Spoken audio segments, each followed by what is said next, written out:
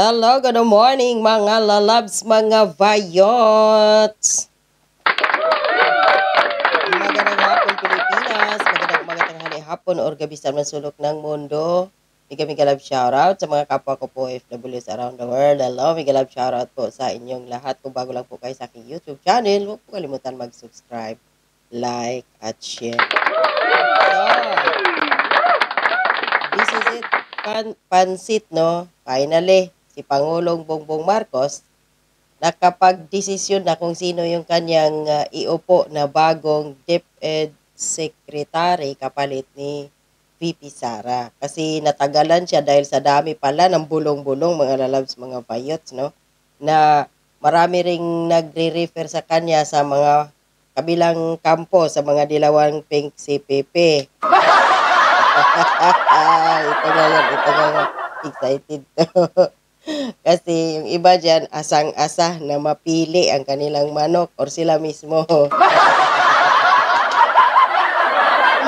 So ito, sabi ng Presidential Communications Office, President Ferdinand R. Marcos Jr. announced that he is set to appoint Senator Juan Edgardo Soni Angara. So tama nga, si Tatay Jason sa. So mamaya, yung mga credential niya kuno na yan bilang kung bakit karapat dapat siya magiging DepEd Secretary.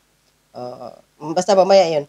Tapos sabi dito, si Soni Angara as the new Secretary of the Department of Education or DepEd, replacing Vice President Sara Duterte, who resigned last June 19, 2024. So, ito, yung picture. So, sabi pa dito, Senator Angara has an extensive legislative history. Ito, kasi mataas talaga yung sabi na credential daw. Parang baka lang ba may credential?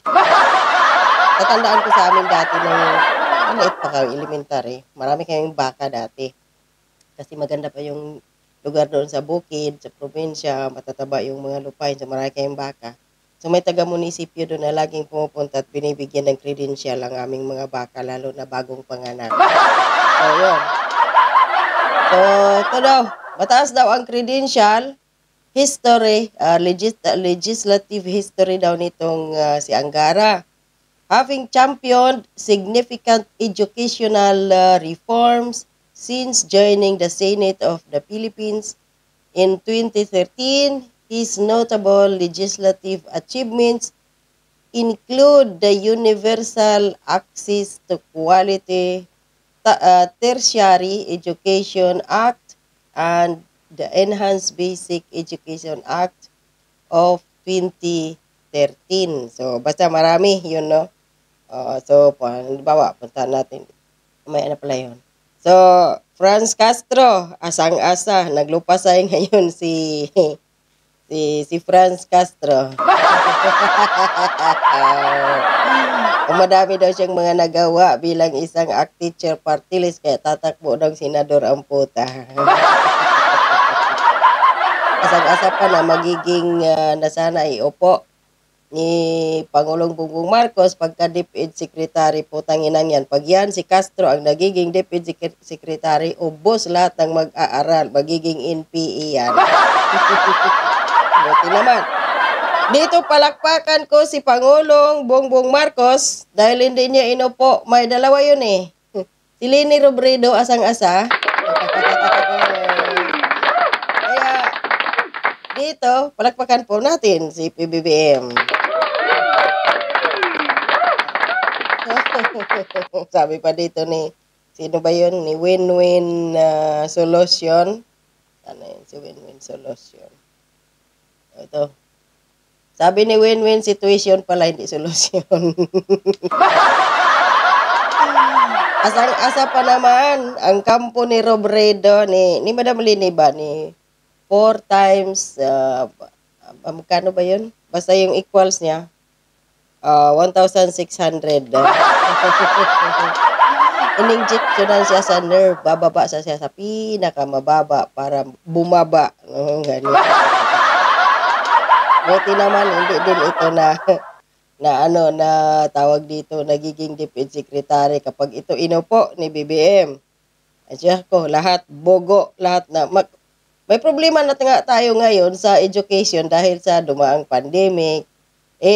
Kung ito pang iupo, mas lalong magiging bogo ang mga estudyante.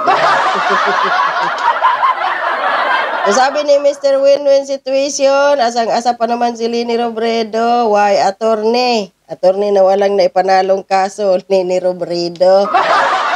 Bakit daw as DepEd Secretary? She's not corrupt.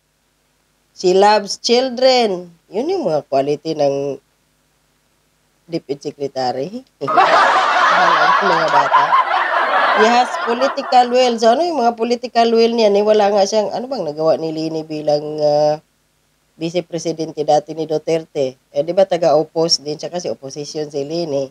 Lahat na lang ng wala. Binigyan siya ng dalawang posisyon sa administrasyon ni Bongbong, ni PRRD. Wala man siyang nigawa. Puro pa media. Tinanggal. Kung malaman ni Leni Robredo na sisipain siya bilang drug czar, nag-resign in 18 days. May political will daw. Ano yon? Hindi nga niya na halos na panalo lahat. Halos mautso di si Risa Ontiveros lang yung sa dilawang ping si Pipi ang nakakabit sa tinga pagka senador ng 2022. She's not afraid to face challenges. Ganon. Matapang. So, matapang daw si Lini. Ito na yung mga quality ni Lini para magiging DepEd Secretary. Number 5. Attorney Lini has a platform for education that receives a perfect score 10 by 10 for her educational plans. Ay, nako po. So, kaya natagalan si BBM sa pagpili ng DepEd Secretary aside dito kay Angara na nirereto ni Senate President Chis Escudero at pinagbubutuhan na po ito sekreto dyan sa Senado, no? Marami din mga makakaliwang grupo, may nirereto din gaya ni Franz Castro, ni Leni Robredo. At yung iba naman, tama nga din naman si Coco Pimentel na sana kukuha ng DepEd Secretary yung hindi political. Yung wala sa politika ba. Gaya ng marami dyan naman na nasa loob talaga ng DepEd, no? May mga pinapasok dyan. Pero hindi pinili. Itong alam naman natin na yung Angara at ang Marcos, mag-best friend yan. Tandaan natin yung mga nakalusot no, yung budget last year. Yung akap-akap na yan, ito budget to siya dati, si Angara, tandaan natin. So, yung tanong ito ngayon. Kaya-kayang pantayan ng bagong DepEd Secretary Sonny Angara si Vice Presidente Sara Duterte. Unang-una sa mga nagawa niya.